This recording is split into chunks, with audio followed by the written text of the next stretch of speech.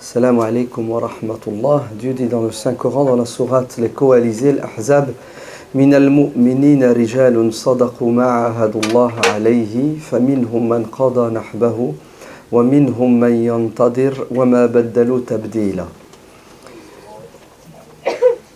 Parmi les croyants, certains parmi eux ont décidé de s'engager dans la voie de Dieu et se sacrifier pour la bonne cause. Ils sont restés fermes dans leur engagement. Certains ont quitté la vie d'ici-bas. Dieu les a choisis comme des martyrs. D'autres sont dans l'attente. L'attente sans retourner leur veste. Ils restent fermes. Ils sont sincères, sont engagés et dévoués. Et ils ne changent pas. Ici, il y a bien des hommes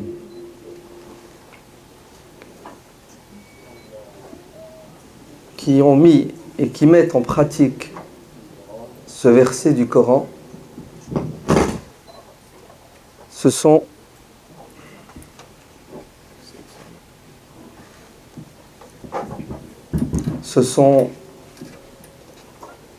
Hassan al-Banna et ses élèves.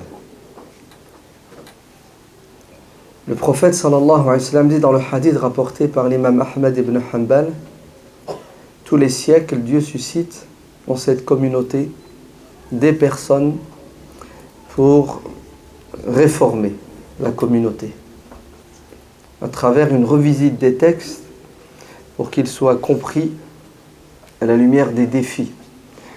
Car un savant musulman, un prédicateur, son travail c'est quoi? C'est de réveiller les consciences en revisitant les textes pour qu'ils aient un impact sur les gens à un moment donné dans une surface bien déterminée.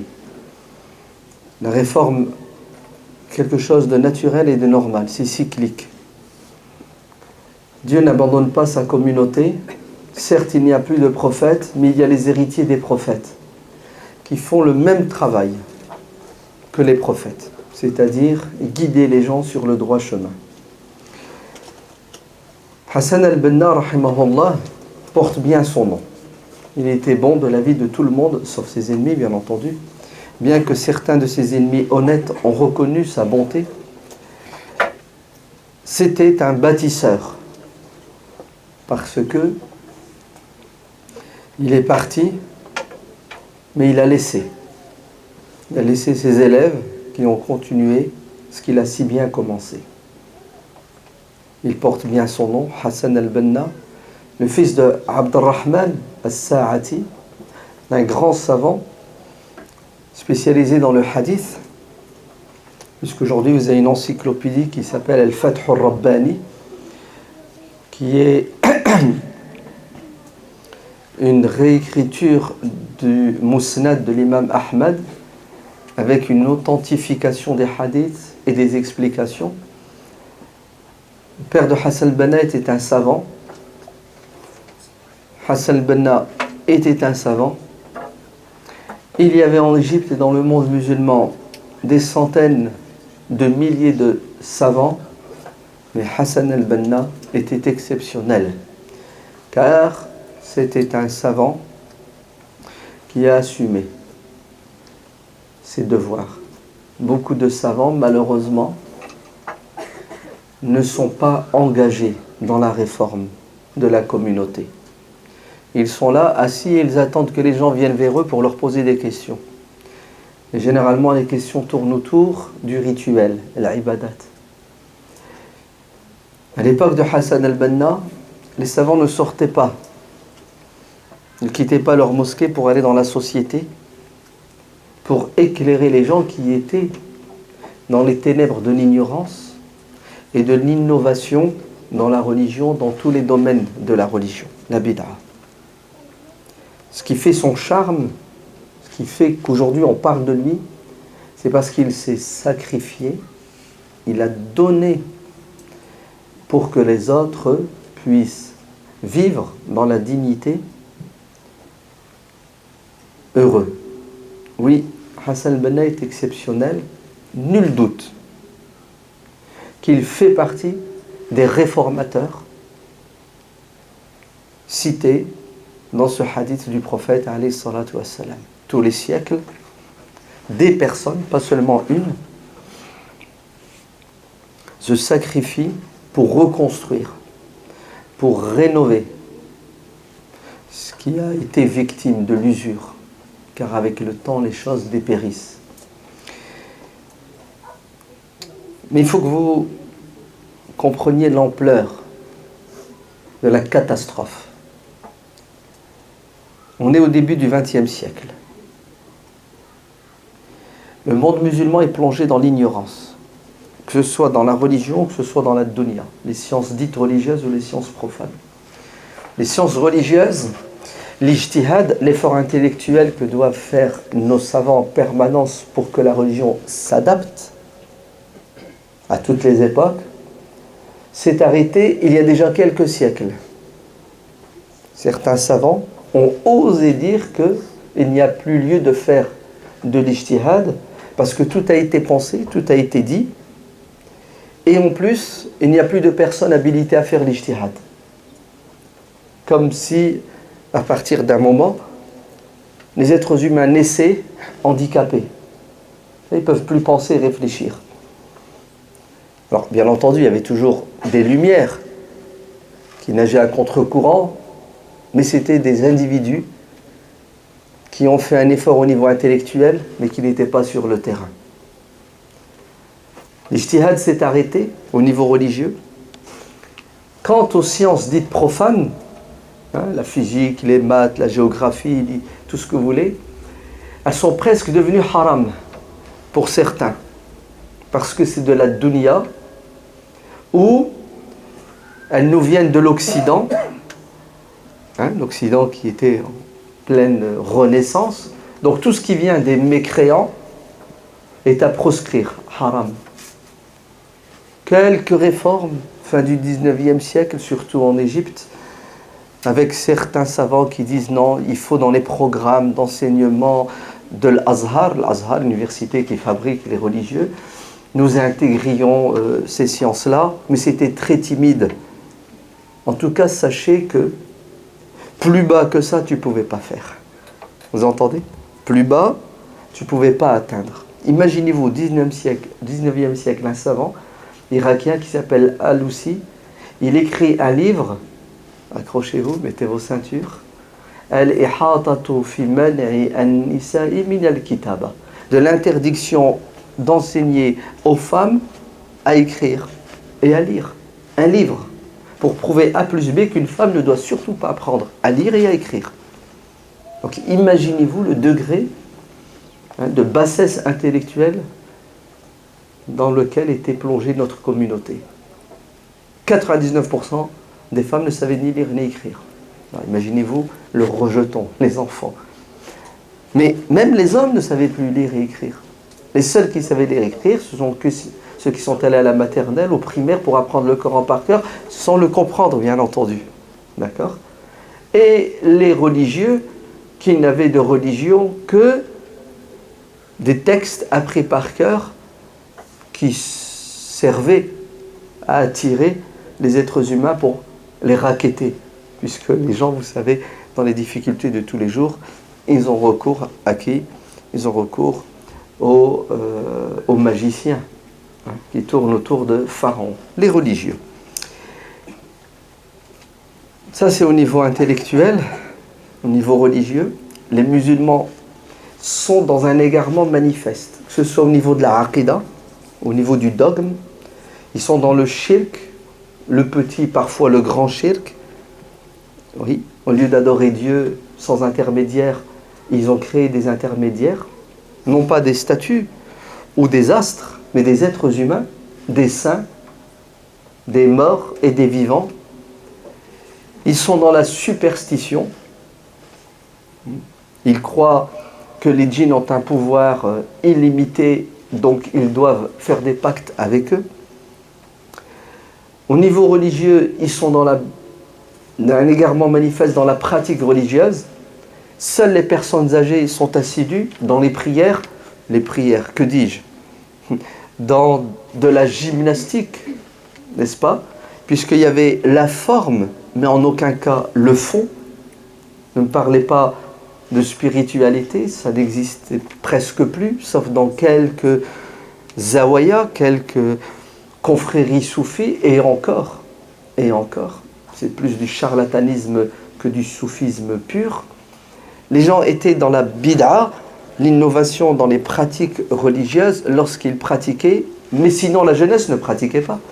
La religion, c'est pour les vieux, pour ceux qui vont bientôt mourir. Les mosquées sont vides et lorsqu'elles se remplissent d'octogénaires. Ça, c'est au niveau de la pratique religieuse. Au niveau économique, c'est la pauvreté, la règle.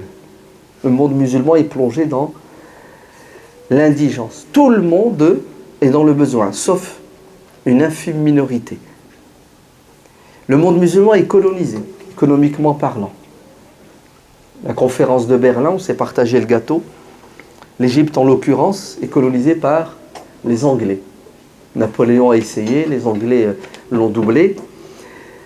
Le monde musulman, donc, est exploité, il est pauvre, pas d'économie, pas d'industrie, un peu d'agriculture, mais pas du tout suffisant. Le monde musulman, au niveau politique, le califat n'existe plus. C'était les Ottomans qui avaient pris la relève. Mais les Ottomans, à la fin du XIXe siècle, avaient été affaiblis par la pression européenne. 1924, la décapitation. Plus de califat. Ainsi, le monde musulman est dirigé indirectement par les colons et directement par des marionnettes, des despotes, des dictateurs. Quand ils sont pas rois, ce sont des pseudo-présidents. C'est vraiment le chaos. C'est à se demander est-ce qu'il y a une lueur d'espoir. Si vous voulez faire une analyse purement matérielle, sociologique, économique et politique, la conclusion c'est le monde musulman est en phase terminale d'un cancer généralisé. Tous les organes sont atteints. Il n'y a pas quelque chose qui peut te dire « Ah, il y a de l'espoir dans ce domaine ». Il y a eu quelques réformateurs qui ont essayé d'arrêter l'hémorragie. Déjà au XIXe siècle, un homme extraordinaire qui s'appelle Jamaluddin Afghani, qui lui a essayé de réveiller les politiques, les grands qui dirigent.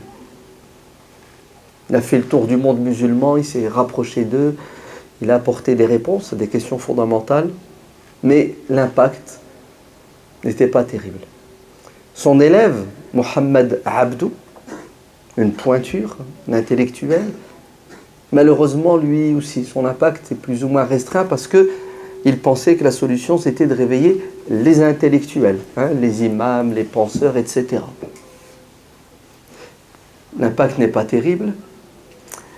Un autre, lui, va avoir un peu plus d'influence. Il s'appelle Rachid Reda, salafi éclairé, qui lui aussi va travailler. Il va commencer à quoi? À réveiller les consciences des religieux.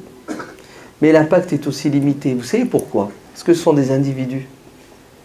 Et l'individu seul, il a beau être un génie, avoir toutes les compétences, il ne pourra rien faire.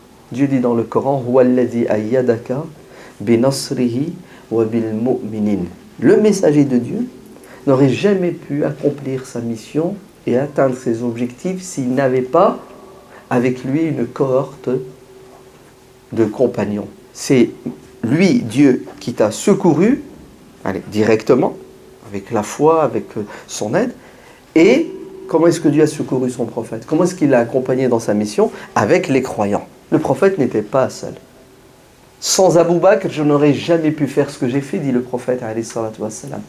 Ces réformateurs de la fin du 19e, début du 20e, et d'autres, Al-Kawakibi, etc., leur manquement, c'était qu'ils étaient seuls. 1906, la Providence. le destin. Né Hassan al-Banna.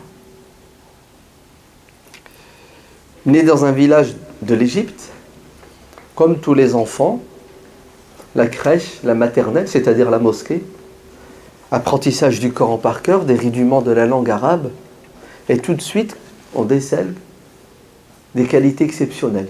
Il a une mémoire phénoménale, il retient tout, il est bien éduqué, il aime la religion, puisque enfant, il pratiquait la religion. Mais pour ceux qui ont des enfants, c'est dur de faire la prière à ses enfants. Hassan al-Banna, lui, tu n'as pas besoin de lui dire de faire la prière. C'est ce qu'il fait, il fait l'adhan, il invite les gens, et il se met devant pour faire l'imam. Déjà, tout jeune, il avait quoi? Il avait les gènes d'un imam, d'un guide. Effectivement, regardez, au collège, il va créer une association. Vous avez l'organisation, le souci pour ordonner le bien, interdire le mal, pilier de l'islam qui n'existe plus. L'islam est résumé à 5 piliers. Astaghfirullah. On se demande, est-ce qu'il y a encore un pilier de l'islam à l'époque?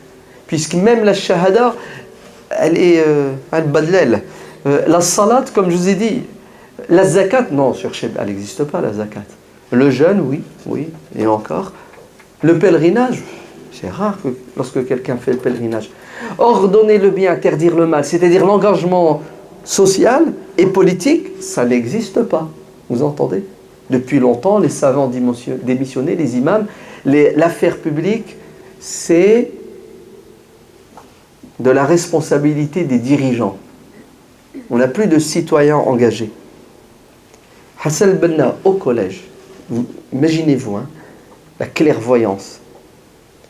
Il crée une association pour ordonner le bien, interdire le mal. Pour conseiller ses copains. Pas de copines, la mixité n'existait pas. Il y avait encore un peu de morale et de retenue à l'époque. Tout jeune, il est choqué par les comportements des musulmans. Même les adultes, il va jusqu'à les conseiller, à les rappeler à l'ordre. Même l'imam de la mosquée le conseille, le rappelle à l'ordre. Pour vous montrer ce souci qu'il a de guider et de corriger les gens. Quand il voit un munkar, une chose blâmable, il intervient. Mais avec sagesse. Vous imaginez, il va jusqu'à écrire des courriers à les envoyer. Courrier anonyme, dans lequel il fait un rappel. Ouais. Et lorsqu'il voit un jour quelqu'un qui a une barque et qui fait traverser les gens, vous savez, le Nil, et dans sa barque, il y a une statue, il est choqué. En plus, c'est une statue d'une femme nue. Il dit, c'est quoi ça, dans un pays musulman? Et il va voir quoi? Il va voir le commissaire de police pour lui dire, il faut réagir, il y a un munkar. Subhanallah, jeune, adolescent, pré-adolescent, il a le souci de quoi? Il a le souci de guider les gens. Il grandit. Son père, comme je vous ai dit, c'est un savant. Il travaille, il répare les montres, Saati. Comme ça, il dépend de personne, il est libre. Mais ils vivent dans la pauvreté. Hassan al-Banna, il est brillant à l'école. Qu'est-ce qu'il fait?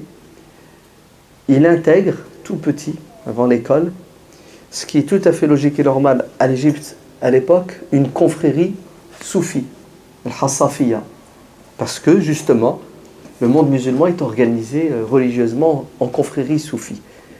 Et là, il reçoit une éducation spirituelle profonde et réelle.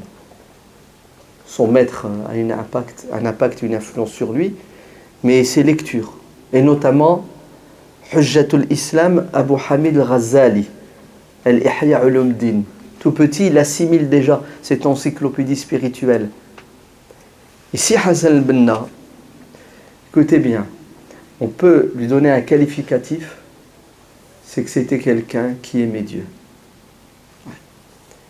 D'ailleurs, un de ses élèves les plus éminents, Cheikh Omar al-Tlemceni, qui deviendra le 3e guide des frères musulmans, a écrit un livre et il l'appelle Al-Rajulu al-Mulham, l'homme inspiré.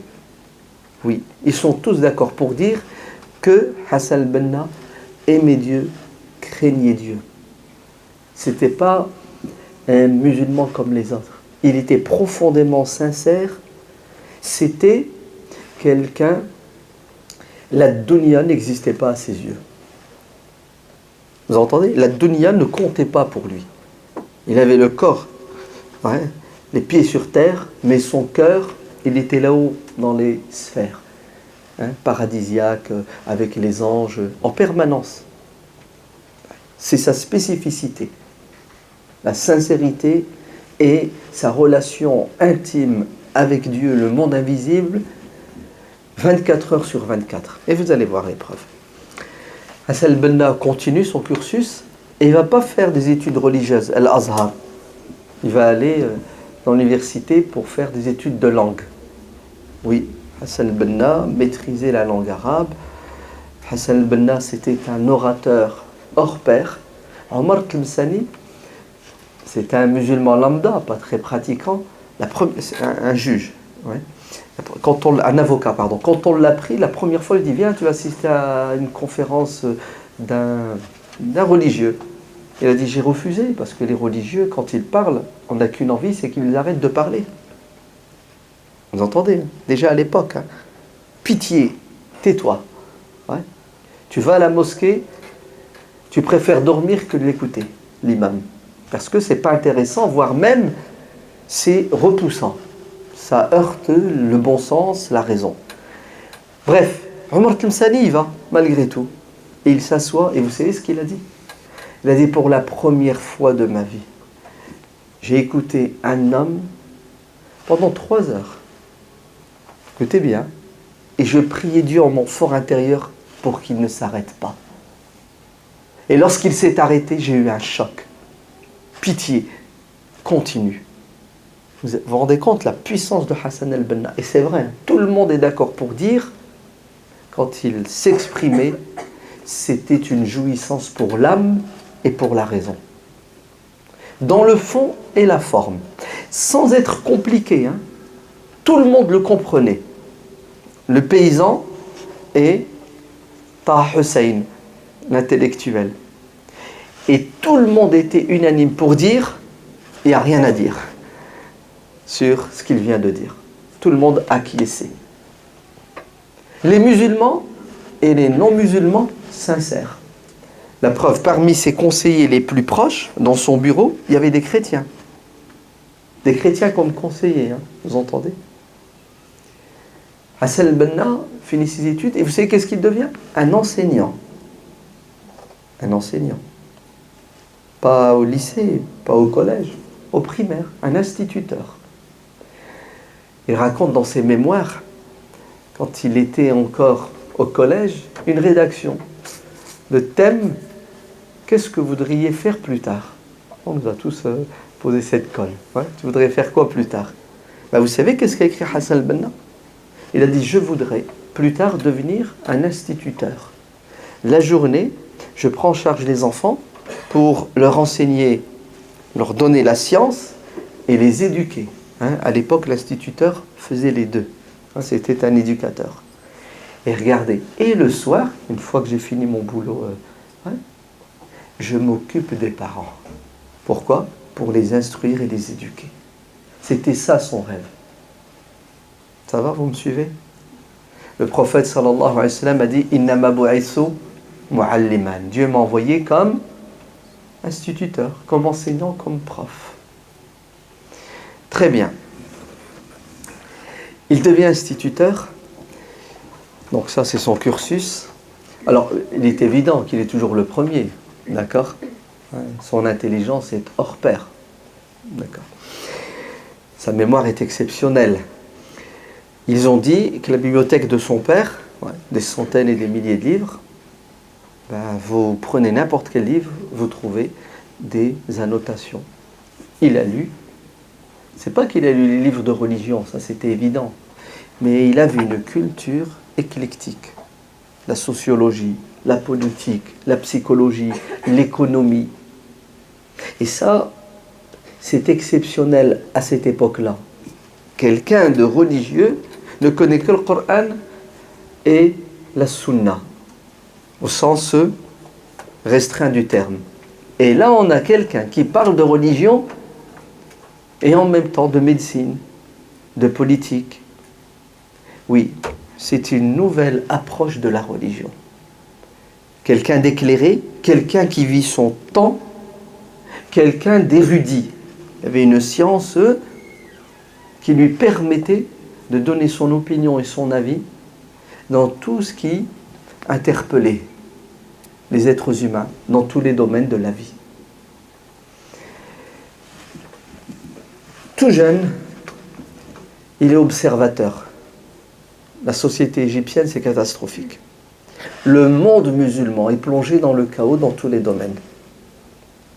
Et Hassan al-Banna, regardez la question qu'il pose.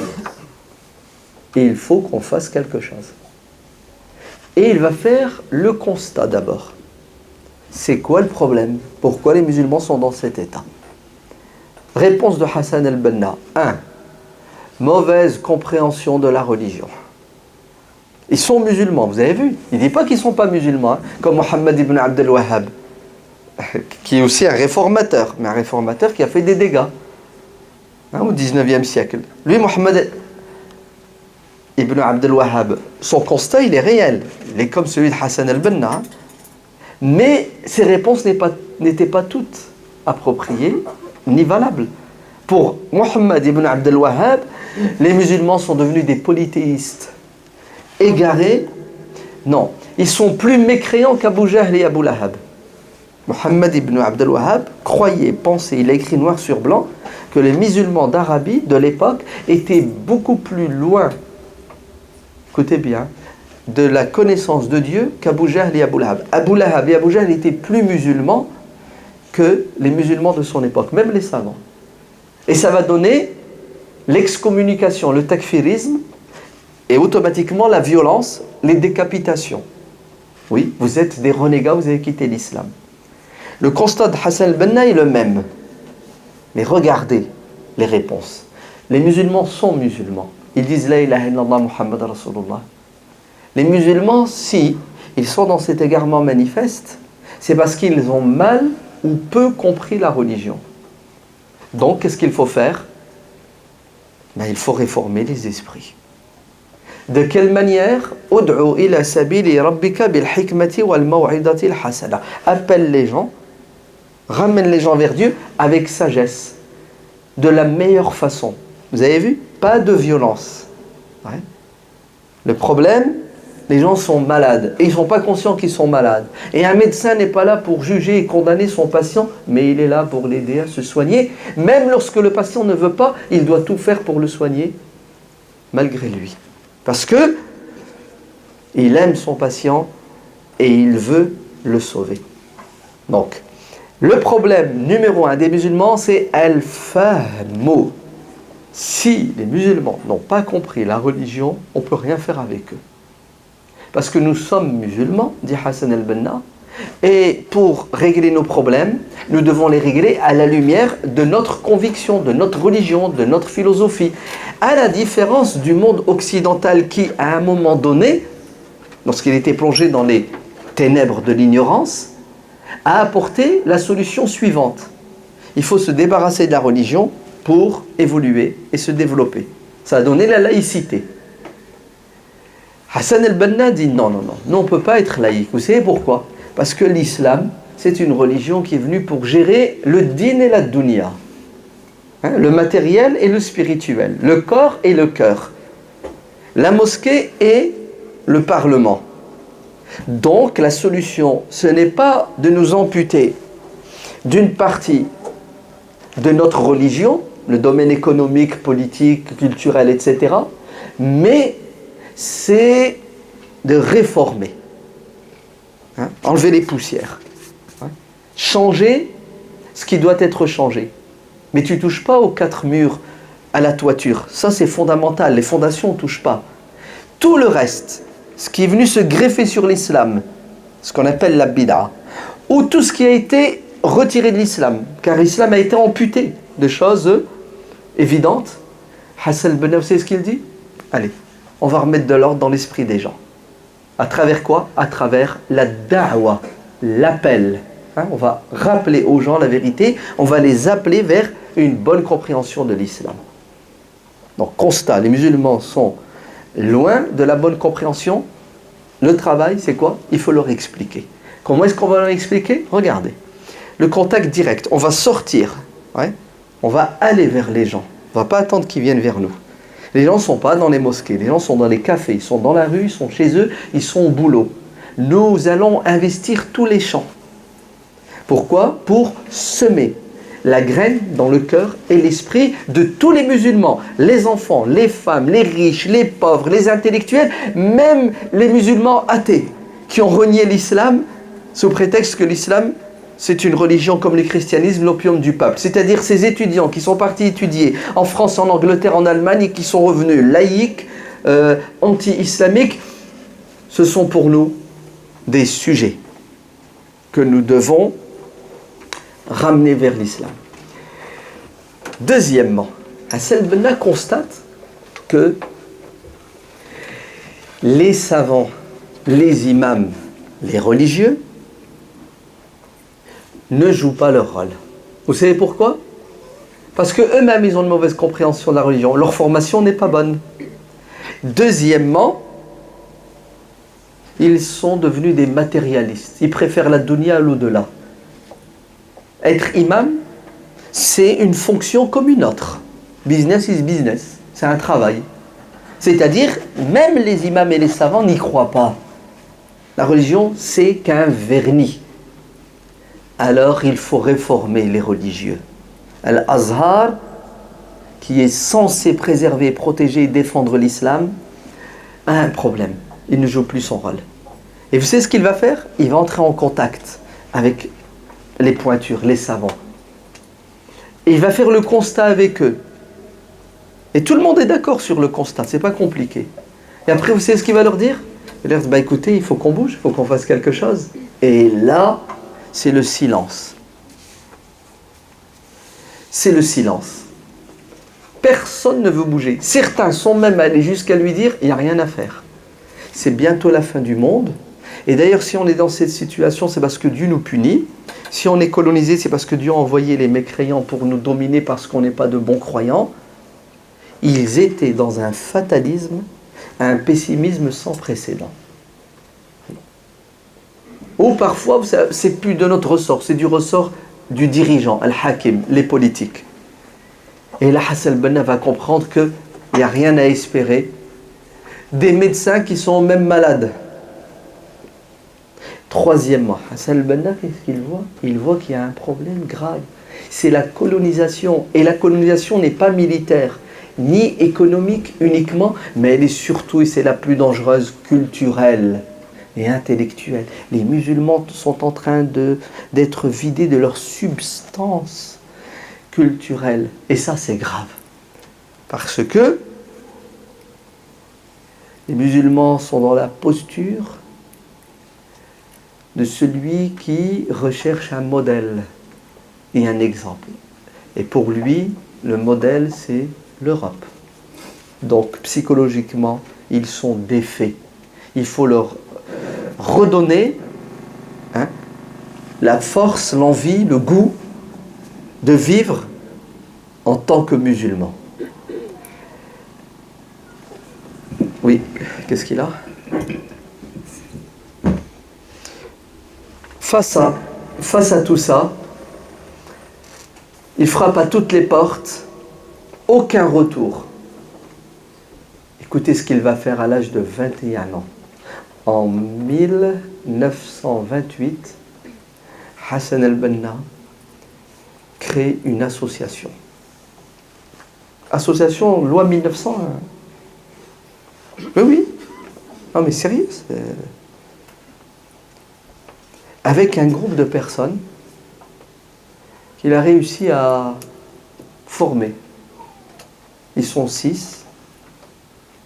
Et il leur dit, c'est nous qui allons réveiller le monde musulman. On a compris, il faut qu'on agisse. Pas à titre individuel, chose qu'il faisait depuis toujours. Toutes les personnes qu'il a réussi à convaincre, à éduquer, sont devenus eux-mêmes des transmetteurs du message. Hassan al-Banna, il responsabilise. Mais regardez ce qu'il va dire. Il faut qu'on s'organise. S'il n'y a pas d'organisation, s'il n'y a pas une structure, s'il n'y a pas des projets à court, moyen, long terme, des objectifs, on n'arrivera pas à avancer. Donc, il va organiser, et c'est le premier, au début du XXe siècle, la prédication islamique, ad-da'wa, la réforme. Et il crée son association, il fait les statuts, les objectifs, les moyens, comment structurer au niveau local. Au niveau local, regardez la puissance du personnage. Mon objectif, c'est pas de réformer mon quartier, ni ma ville, ni mon pays, l'Égypte. C'est de réformer le monde musulman. Wow. Un petit homme instituteur dans un coin perdu d'Égypte, l'Ismaïlia, il veut réformer le monde musulman entier. Quel personnage ambitieux. Certains diraient, mais il est fou. Il a attrapé la grosse tête. Ben, vous allez voir la grosse tête. Il faut lui donner un nom. Après discussion, échange, il s'arrête sur une appellation. Nous sommes musulmans, nous sommes des frères. On va s'appeler les frères musulmans. Voilà, c'est de là que vient l'appellation frères musulmans. Dieu dit dans le Coran, Innamal mu'minuna ikhwatun. Les croyants doivent être des frères. Oui ou non? Huwa sammakum al-muslimin. C'est lui, Ibrahim, qui vous a donné ce titre de musulman. Donc nous sommes musulmans, nous sommes des frères, nous sommes des frères, nous sommes des musulmans. Et voilà, 1928, l'association des frères musulmans qui a pour objectif, comment on va résumer cet objectif? Bon ben allons-y, on va citer Hassan al-Banna.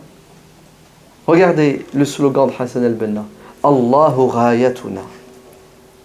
C'est ce que ça veut dire? On recherche la satisfaction de Dieu. Ça veut dire quoi la satisfaction de Dieu? À adorer Allah. On veut plaire à Allah. Comment lui plaire? Faire ce qu'il a dit et s'éloigner de ce qu'il a interdit. Comment plaire à Dieu? Pousser les gens à adorer Dieu de la meilleure façon. Nous sommes désintéressés. On n'est pas un parti politique qui veut gagner des élections pour avoir le pouvoir, pour avoir des privilèges. Nous ne sommes pas un club de foot qui va atteindre la première division et gagner la Coupe de France, d'Égypte. Nous ne sommes pas un syndicat. Vous savez qu'est-ce que nous sommes? Nous sommes un groupe, une association, une jama'a qui veut que Dieu soit satisfait de nous et nous allons tout faire pour qu'il soit satisfait de nous. Et comment Dieu peut-il être satisfait de nous? Écoutez bien. وَالرَّسُولُ قُدْوَتُنَا. Allah, c'est notre but et objectif ultime. Et le prophète, alayhi salatu wassalam, c'est notre modèle et notre exemple. C'est-à-dire, nous allons faire exactement ce que le prophète a fait. Et qu'est-ce qu'a fait le prophète? Il a sorti les gens des ténèbres, toute forme de ténèbres, pour les mettre dans la lumière de l'islam, avec tout ce que ça englobe comme puissance, comme beauté. Troisième slogan. Wal Qur'anu dusturuna. Vous référez à quoi? Le Coran, c'est notre référence. Voilà, nous sommes des gens fiers d'être musulmans et nous avons un code de la route, c'est le Coran. Wal jihadu sabiluna. Et nous ne sommes pas des beaux parleurs et des utopistes. Nous sommes des gens pragmatiques qui allons nous sacrifier, faire des efforts de manière désintéressée pour réaliser ce beau projet. C'est quoi ce beau projet que nous voulons réaliser? C'est sortir les musulmans de la situation dans laquelle ils sont. La pauvreté, l'ignorance, la division. Ça va, vous me suivez? En fait, c'est soigner ce corps qui est atteint de toutes les maladies possibles et imaginables, mineures, majeures. Et comment est-ce que nous allons réussir? Il faut faire un effort, nous sacrifier. Cinquièmement, regardez comment il termine. Et ce projet que nous voulons réaliser va nous mener direct dans quoi? Alors pour les matérialistes, ça s'appelle un mur. C'est rentrer dans un mur. Parce que ça va réveiller les hostilités des ennemis de l'islam. Alors, tout ce qu'on a décidé de faire va nous coûter cher? Non, rien n'est cher par rapport au paradis. C'est gratuit même. Ainsi il dit, même si ça doit nous coûter la vie, même si on doit mourir, eh bien la mort ne nous fait pas peur parce que c'est une délivrance. Vous avez compris? C'est-à-dire, attention, attention. Vous voulez adhérer? Vous êtes les bienvenus, mais sachez ce qui vous attend. Voilà votre référence, voilà votre modèle, voilà votre objectif, voilà le prix à payer. C'est tu vas donner de ta personne, de ton argent, tu vas tout. Et le résultat à la fin, tu sais c'est quoi? فَمِنْهُمْ مَنْ قَضَى نَحْبَهُ وَمِنْهُمْ مَنْ يَنْتَظِرُ. Vous aurez deux alternatives. Soit tu seras tué, tu mourras, parce qu'il y en a qui vont te déclarer la guerre et vouloir t'éliminer. Ou soit tu ne seras pas tué, parce que ce n'est pas encore ton heure, et tu attendras la fin, mais toujours dans le chemin droit. C'est clair. Vous savez, Hassan al-Banna, ce qui fait sa beauté, sa puissance, c'est que tout est clair dans sa tête.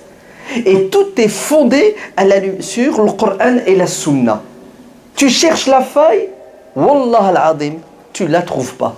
Vous savez pourquoi? Parce que ce n'est pas n'importe qui, Hassan al-Banna. Ouvrez bien vos oreilles. C'est quelqu'un d'inspiré. C'est un érudit. C'est quelqu'un de sincère, mais c'est surtout quelqu'un de pragmatique. Il s'est entouré de toutes les compétences possibles et inimaginables pour être le plus efficace. Ce n'est pas un dictateur, ni un cheikh soufi qui tend la main pour qu'on lui baise la main et qui recherche à dominer les cœurs des gens. Vous savez c'est quoi son travail, Hassan al-Banna? Il te pique, il te réveille, hein, il te met du 280, du 380, et ensuite il te dit, va, continue, fais comme moi. Non, fais mieux que moi. 1928, l'association des frères musulmans est créée, et écoutez bien, en même pas l'espace de 20 ans, cet instituteur que les Anglais qui colonisent l'Égypte ont sous-estimé. Il y a eu un rapport qui a été fait. Vous voyez, des espions. Le M16, c'est ça? Ouais, M6. Ouais. Ils ont fait un rapport. Attention, il y a quelqu'un, il s'appelle Hassan al-Banna, il a créé une association. Il vaut mieux qu'on réagisse. Vous savez ce que lui ont dit les supérieurs? Non, non, c'est un religieux, vous n'avez rien à craindre. En plus, c'est un instituteur, il n'est pas important. Surveillons les responsables des partis politiques. Tu sais, Alhamdulillah, Dieu les a aveuglés. Ils n'ont pas vu le coup venir. Et de 1928, bon, ça a commencé un peu avant, jusqu'en 1945, Hassan al-Banna va changer la face de l'Égypte. Au niveau religieux, au niveau politique, au niveau économique. Au niveau religieux, est-ce que vous vous rendez compte maintenant, la mosquée est bondée de jeunes. C'est impressionnant. Des jeunes qui viennent à la mosquée? Non.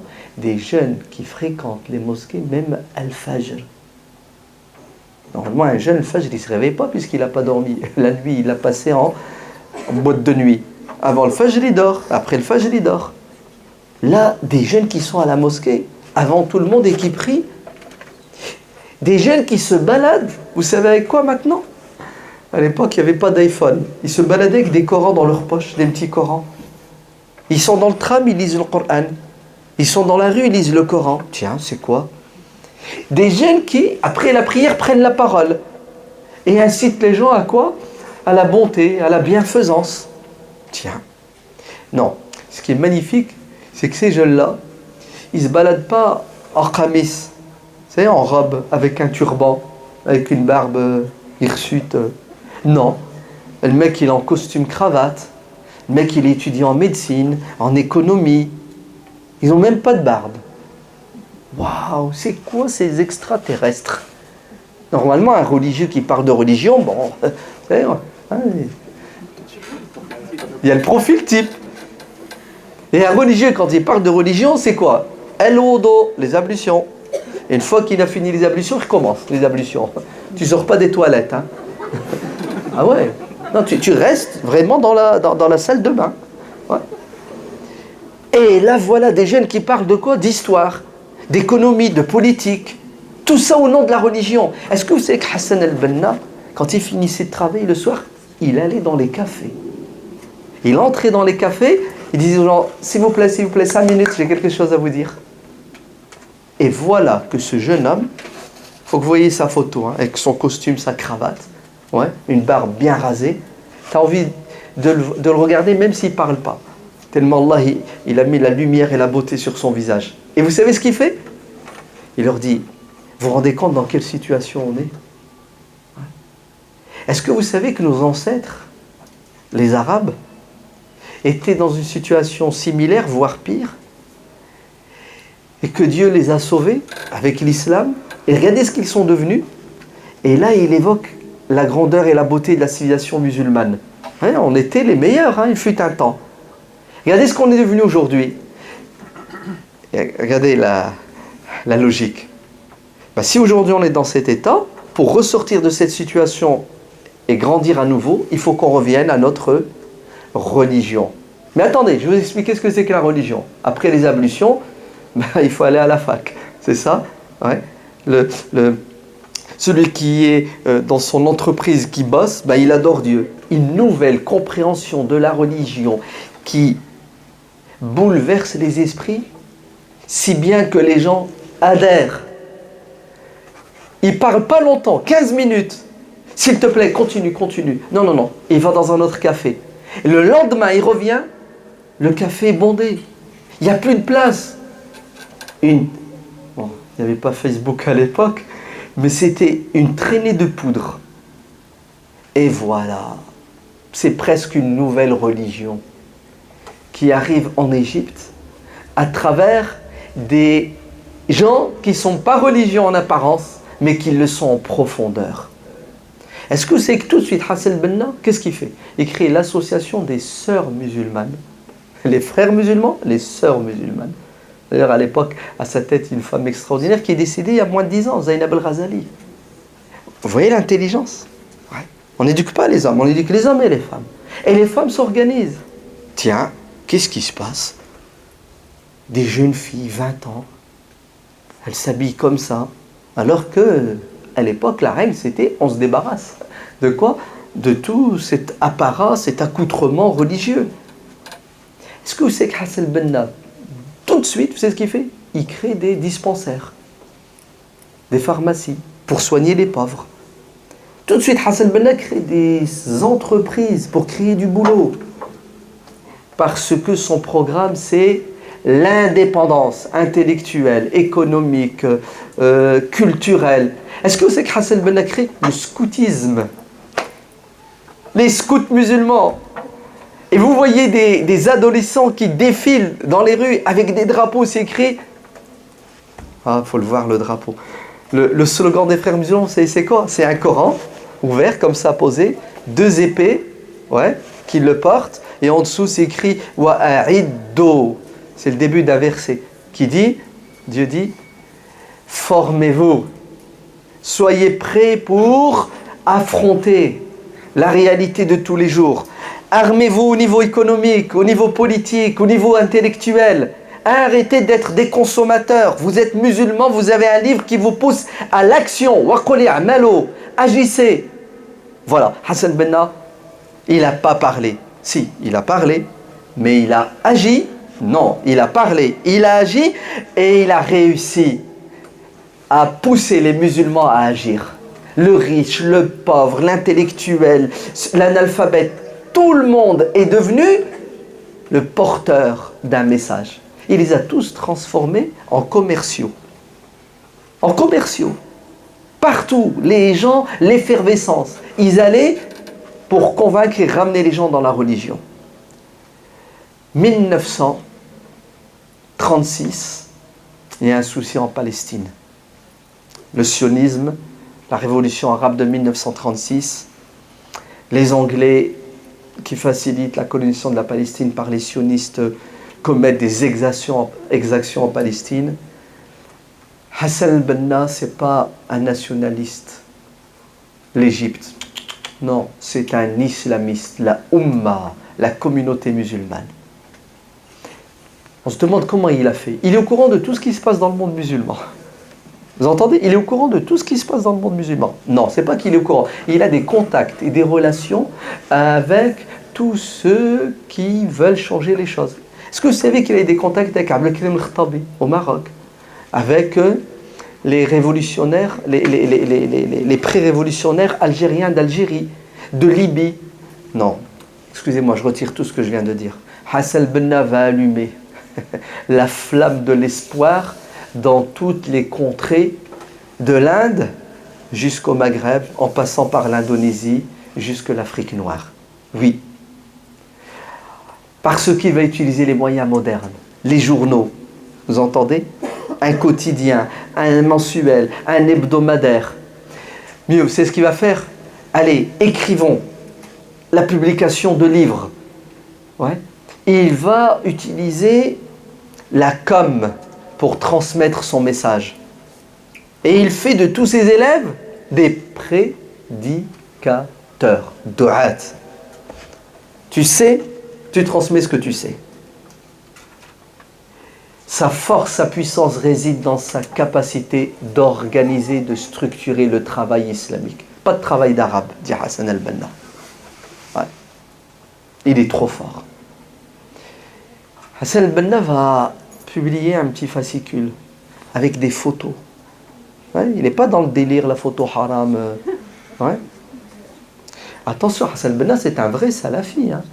Vous prenez ses écrits, Da'watuna salafiyya. Hein. Attention. Hein. Nos modèles, ce sont les compagnons, ce sont nos pieux prédécesseurs, mais pas le salafisme fermé, aberrant de Mohammed ibn Abdel Wahhab. On prend de nos ancêtres ce qu'il y a de meilleur qui est utile. C'est ça? Il publie un petit bouquin, un fascicule, où il met l'accent sur un des problèmes fondamentaux, et une problématique à l'époque, la colonisation de la Palestine. Jérusalem. Et les photos qu'il publie, ce sont des soldats anglais qui ont fait des prisonniers palestiniens, qui les ont mis à nu et qui les ont humiliés. Et il dit aux musulmans, regardez ce que subissent nos frères.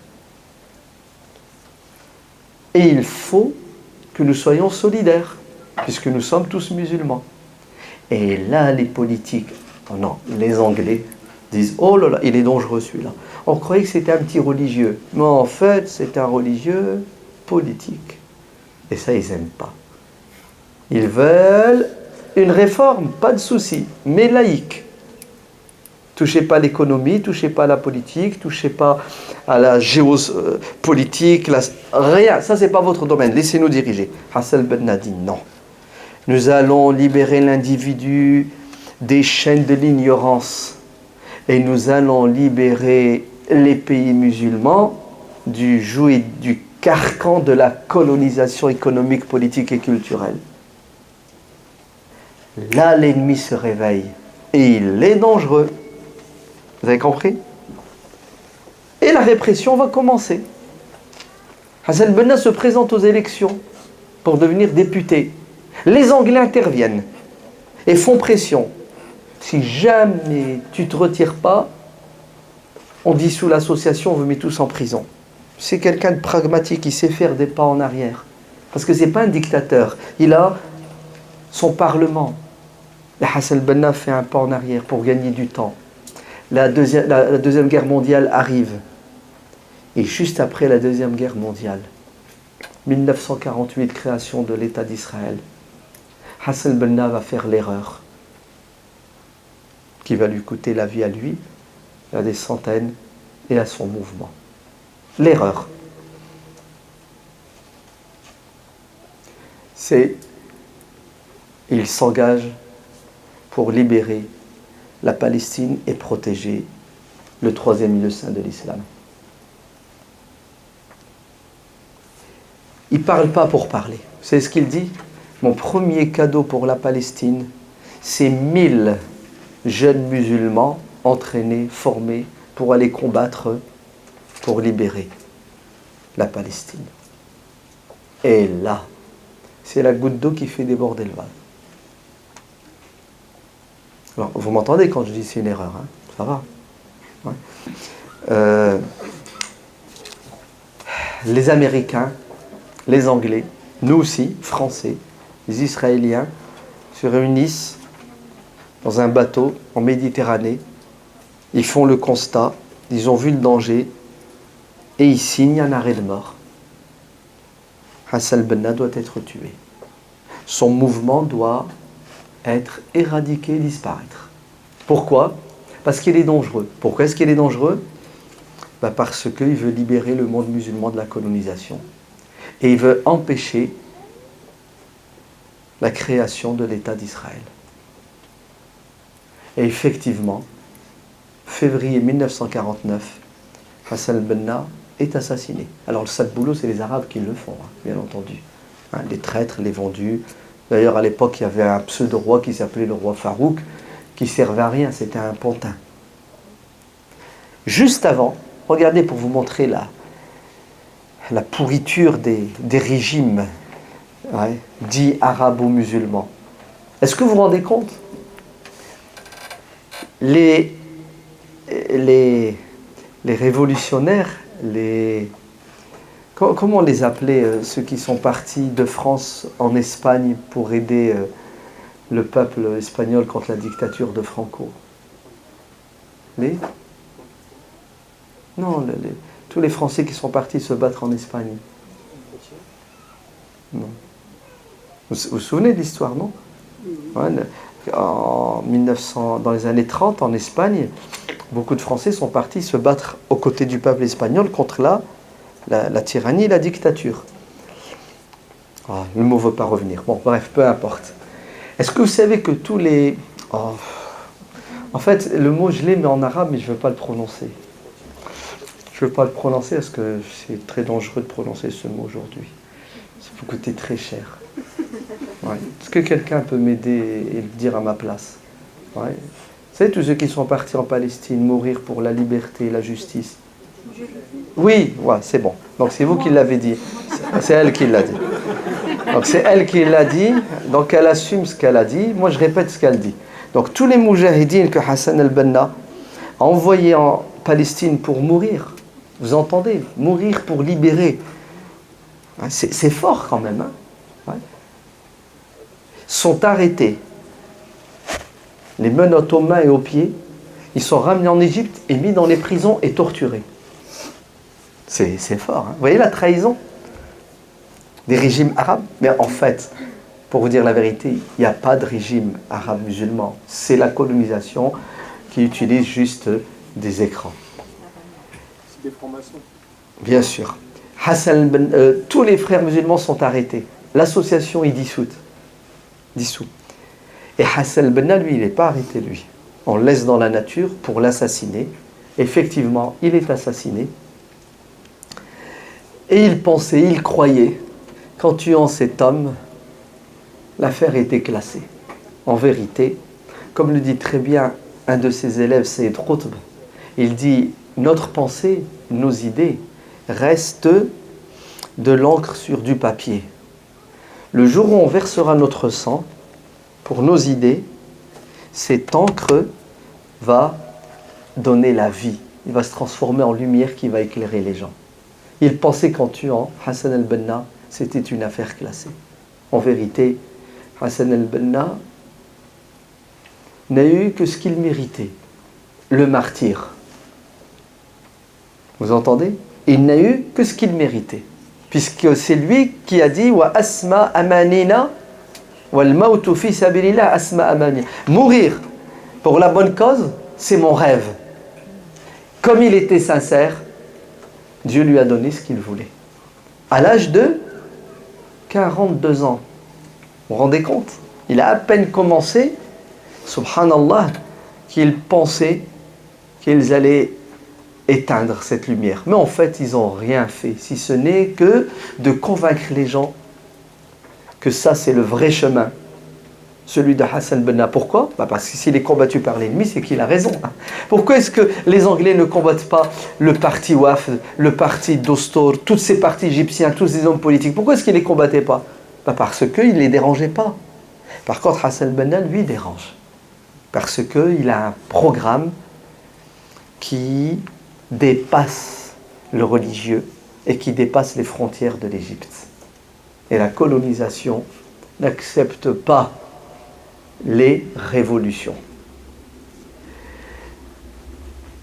Je raconte une anecdote. Abdelrahman Banan, je crois, il raconte dans ses mémoires, il dit en 1945, il y a eu un rapport qui a été fait par les services secrets anglais donc sur la situation en Égypte. Et le rapport dit que certains imams dans les mosquées critiquent la colonisation anglaise de la Palestine, de l'Égypte, etc. Donc il faudrait réagir. Écoutez bien, le rapporteur dit « Cependant, nous n'avons rien à craindre de ces imams et de ces hommes politiques qui nous critiquent, parce qu'ils parlent et n'agissent pas. Le danger, regardez ce qu'il dit, est, deux points, ouvrez les guillemets, l'association des frères musulmans qui a à sa tête Hassan al-Banna, qui parlent et qui agissent. Ce sont ces gens-là qui sont dangereux qu'il faut éliminer. Et c'est la guerre et la répression. 1952, coup d'État en Égypte, militaire. La royauté est renversée, Farouk est expulsé. Qui prend le pouvoir? Les officiers libres. Les officiers libres qui sont le fruit de la réforme de Hassan al-Banna, puisque la plupart de ces officiers sont des frères musulmans. Jamal Abdel Nasser a été intégré, faisait partie des frères musulmans. Mais c'était un hypocrite. C'était un arriviste. Non. Écoutez bien, c'était quelqu'un qui a été recruté par les services secrets américains dès le début et qui a joué son rôle d'infiltration, de récupération et d'extermination.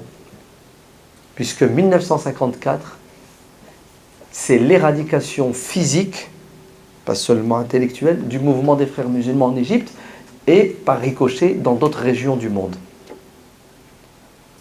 Pendant 10 ans, l'islam est interdit en Égypte. Oui. C'est les tortures que vous ne pouvez pas vous imaginer et les assassinats dans les prisons et à l'extérieur. Ça c'est toute une littérature, ce qui s'est passé en Égypte pendant 10 ans. Les nazis, ça vous dit quelque chose, les nazis? Ils se sont barrés après 1945. Est-ce que vous savez que certains tortionnaires nazis se sont réfugiés en Égypte? Et ils ont été recrutés. Et ils ont eu un CDI. Ouais. Nasser l'a signé. Et leur travail, c'était de torturer et d'enseigner aux bourreaux égyptiens comment torturer les élèves de Hassan al-Banna. Ouais. C'est impressionnant ce qui s'est passé dans les prisons égyptiennes entre 54 et 72. Il y a beaucoup de choses à dire sur Hassan al-Banna et les frères musulmans. Le frère fait pression, il me dit arrête. Ouais. Toute chose a une fin. Peut-être qu'on aura l'occasion une autre fois. Mais en tout cas, sachez que Hassan al-Banna est toujours vivant. Car un jour, on lui a dit, pourquoi est-ce que tu n'écris pas des livres? Il a dit, je vais former des gens qui vont écrire des livres. Moi, je n'ai pas le temps d'écrire des livres. C'est ce que je fais, moi. Moi, j'éduque, je forme, je propulse des gens. Et vous inquiétez pas, ils écriront des livres. Et c'est vrai. Hein. Vous savez, le réveil intellectuel musulman, il est le fruit de Hassan al-Banna et de tous ses élèves. Toute la littérature musulmane, à partir des années 30, elle est le fruit de Hassan al-Banna et de ses élèves, des frères musulmans. Moi, je vais construire des hommes, rijal, et des femmes qui vont bâtir des usines, des hôpitaux, des écoles. Et en vérité, écoutez bien, le réveil de l'islam au XXe siècle est le fruit de la pensée, de l'action de Hassan al-Banna et des frères musulmans. Vous allez dire, oh, le chauvin, ouais. Et les autres? Oui, bien sûr qu'il y avait d'autres qui ont travaillé. Mais la plupart étaient sous la coupole de Hassan al-Banna, d'accord? Et son mouvement a une dimension, une vocation internationale. Hein. Les frères musulmans, ce n'était pas en Égypte. À l'époque de Hassan Banna, c'était en Syrie, c'était au Liban, c'était en Irak, c'était en Palestine, c'était dans le Maghreb, c'était en Indonésie, c'était dans tout le monde musulman. Déjà dans les années 30, dans les années 40, 50, Hassan Banna avait essaimé. D'ailleurs, la mihna, cette épreuve, les répressions dans l'Égypte, ont eu un côté positif, puisque beaucoup de frères ont quitté l'Égypte, sont allés s'installer partout dans le monde, et à votre avis, là où ils s'installaient, ils faisaient quoi? Ils criaient une ruche, d'accord? Et la ruche, qu'est-ce qu'elle fait? Elle essaime, et ça a réveillé l'islam partout. Allez, en voulant l'étouffer en Égypte, qu'est-ce qu'il a fait? Les tentacules, c'est ça? Elles se sont développées partout dans le monde. Alors, bien sûr, c'est pas suffisant ce que j'ai dit, c'est rien, c'est une goutte dans un océan. On pourrait parler, wallah al-adim, des heures, des jours de Hassan al-Banna et des frères musulmans, ce qu'ils ont fait, ce qu'ils ont dit. Achetez un livre et lisez-le, s'il vous plaît. Ouais. Un livre de Hassan al-Banna, non, de son petit-fils. D'accord? Le professeur Tariq Ramadan, ouais, qui s'appelle le Renouveau. Ouais. Tout un chapitre. Et là, vous allez lire directement les écrits de Hassan al-Banna. Ouais. Vous allez entrer en contact avec lui. Il y a un autre livre qui a été édité par les éditions Tawhid, ouais, qui s'appelle Hassan al-Banna, Pensée et... Bref, édition Tawhid. Ah, c'est juste à côté, je crois, non? D'accord, rue de la Boulangerie. Vous allez vous demander, il est facile à lire, hein, ouais, je ne sais plus l'auteur. D'accord. Sinon, si vous voulez savoir ce que fait Hassan al-Banna aujourd'hui, vous allez en Égypte et vous regardez ce qui se passe. D'accord. Tous les élèves de Hassan al-Banna sont en prison, ils sont torturés, ils sont exécutés. L'histoire se répète, subhanallah. Vous vous souvenez, Hassan al-Banna, on s'est réunis pour le tuer, pour l'éliminer. 2012, ouais, coup d'État en Égypte. Le petit Hassan al-Banna, qui s'appelle Mohamed Morsi, et tous les autres, ils se sont réunis pour l'exécuter. Coup d'État, la prison.